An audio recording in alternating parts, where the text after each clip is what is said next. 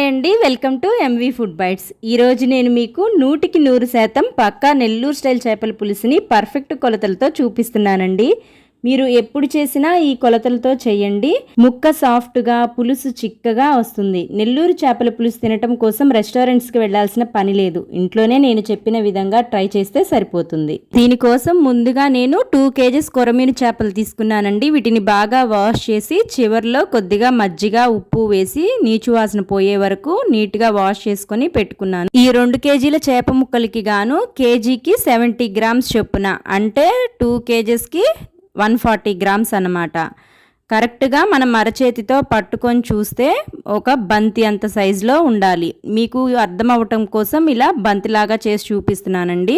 ఇప్పుడు ఈ చింతపండుని డస్ట్ పోయేంత వరకు బాగా వాష్ చేసుకొని మంచినీటిని పోసి నానబెట్టుకోవాలి. మనం చింతపండు నానేలోపు చేపల పులుసులోకి కావాల్సిన వెజిటేబుల్స్ని కట్ చేసుకుందాం.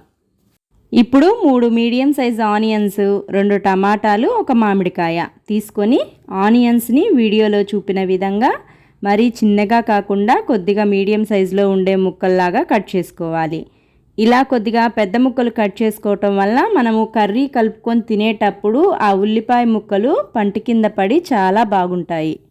అయితే ఉల్లిపాయల్ని చాలామంది పేస్ట్ చేసి వేస్తుంటారండి. పేస్ట్ చేసి వేసే కంటే కూడా ఇలా ముక్కలుగా కట్ చేసి వేస్తేనే ఫ్లేవర్ బాగుంటుంది. ఇదే విధంగా టమాటా ముక్కల్ని కూడా కట్ చేసుకొని పక్కనుంచాలి. ఇప్పుడు మనకి నెల్లూరు చేపల పులుసు అంటే ఖచ్చితంగా మామిడికాయ ఉండి తీరాలి. మామిడికాయ ఉంటేనే పులుసు ఫ్లేవర్ అరోమేటిక్గా ఉంటుంది. మామిడికాయని కూడా కొంచెం పెద్ద ముక్కలుగా వీడియోలో చూపిన విధంగా కట్ చేసుకొని పక్కనుంచుకోవాలి.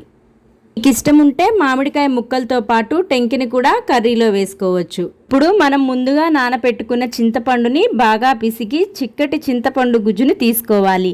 మీకు ఇలా తీసుకోవటం కష్టం అనిపిస్తే ఒక స్ట్రైనర్ని పెట్టుకొని దానిలో వేసి ఇలా కలుపుతూ ప్రెస్ చేస్తూ చింతపండు రసాన్ని తీసుకోవచ్చు. ఈ విధంగా మనం తీసుకున్న చింతపండులోని గుజ్జు అంతా తగ్గే వరకు కొద్ది కొద్దిగా వాటర్ పోసుకుంటూ కనీసం 5 to 6 times అన్నా చింతపండు రసాన్ని తీసుకోవాలి. చింతపండులోని గుజ్జు తగ్గి పిప్పి మాత్రమే మిగిలే వరకు తీసుకున్న రసము మనకి చేపల పులుసుకి సరిపోతుంది. ఇంకా ఎక్స్ట్రాగా ఎలాంటి వాటరు యాడ్ చేసుకోవాల్సిన అవసరం లేదు. ఇప్పుడు ఇలా తీసుకున్న చింతపండు రసంలో పిడికెడు కళ్ళుప్పు, 4 tablespoons వరకు కారము. మీకు ఇలా కారం చూస్తుంటే ఎక్కువ అవుతుందేమో అనిపిస్తుంది, కానీ అస్సలు ఎక్కువ అవ్వదండి, కరెక్ట్గా సరిపోతుంది. ఇంకా మీరు వాడే కారము ఎర్రగా ఉండేటట్లు చూసుకోండి, కూర మంచి కలర్ వస్తుంది. నేనైతే ఇంట్లో పట్టించిన కారమే వాడుతున్నాను. ఇప్పుడు 1/2 స్పూన్ పసుపు వేసి అంతా ఒక్కసారి బాగా కలిపి పక్కనుంచుకోవాలి. ఇప్పుడు స్టవ్ మీద అడుగు మందంగా వెడల్పు ఎక్కువగా ఉండే గిన్నె పెట్టుకొని 8 tablespoons శనగ నూనె వేసుకోండి. మనకి పులుసు కూరలకి మామూలు నూనె కంటే శనగ నూనె వాడితే పులుసు కూరలు బాగుంటాయి. హీట్ అయిన ఆయిల్లో 1 స్పూన్ ఆవాలు, 1 చిటికెడు మెంతులు వేసి అవి చిట్లిన తర్వాత ముందుగా కట్ చేసిన ఆనియన్ ముక్కలు వేసి ఖచ్చితంగా కలర్ చేంజ్ అయ్యే వరకు వేపాలండి. ఇలా వేగిన ఉల్లిపాయ ముక్కల్లోకి టమాటా ముక్కలు, 6-7 దంచిన వెల్లుల్లి రెమ్మలు, హ్యాండ్ఫుల్ కరివేపాకుని ఇలా తుంచి వేసుకోవటం వలన కరివేపాకు ఫ్లేవర్ పులుసుకి బాగా పడుతుంది.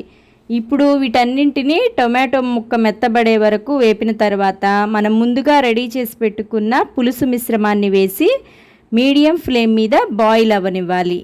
ఇలా బాయిల్ అయిన తర్వాత ఉప్పు సరిపోయిందో లేదో చూసుకొని సరిపోకపోతే మరికొంచెం యాడ్ చేసుకోండి.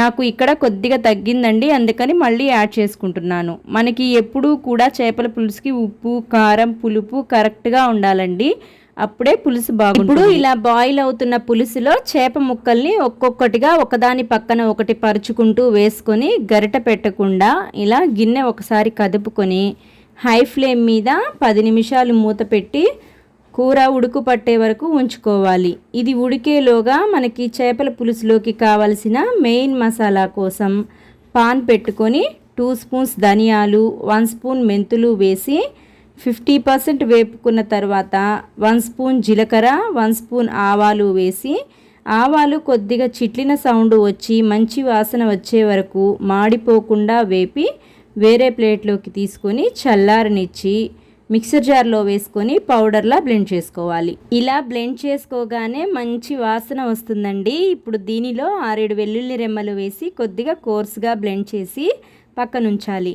ఇప్పుడు చేపల పులుసు మూత తీసి చూద్దాం. మనకి ఆల్మోస్ట్ పులుసు కొద్దిగా దగ్గర పడింది. మరలా ఒకసారి ఇలా కదుపుకొని మరొక 5 మినిట్స్ ఉడికించిన తర్వాత మామిడికాయ ముక్కల్ని కూడా ఈ విధంగా చేప ముక్కల్లాగా పరుచుకొని మనం రెడీ చేసి పెట్టుకున్న ధనియాలు మెంతుల పొడిని మొత్తాన్ని వేసి ఈ పొడి అంతా పులుసులో బాగా కలిసేలా ఒకసారి బాగా కదుపుకొని మరొక 5 మినిట్స్ స్టవ్ మీద ఉంచి పులుసు చిక్కబడే వరకు ఉంచాలి.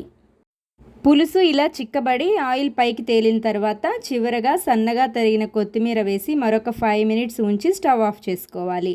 అయితే చేపల పులుసు వేడి మీద ఉండగానే మూత పెట్టకూడదు, చల్లారిన తర్వాత మాత్రమే మూత పెట్టాలి. అంతేనండి, చేపల పులుసుని నేను చెప్పిన విధంగా ట్రై చేయండి. నిజమైన నెల్లూరు చేపల పులుసు టేస్ట్ని ఎంజాయ్ చేస్తారు.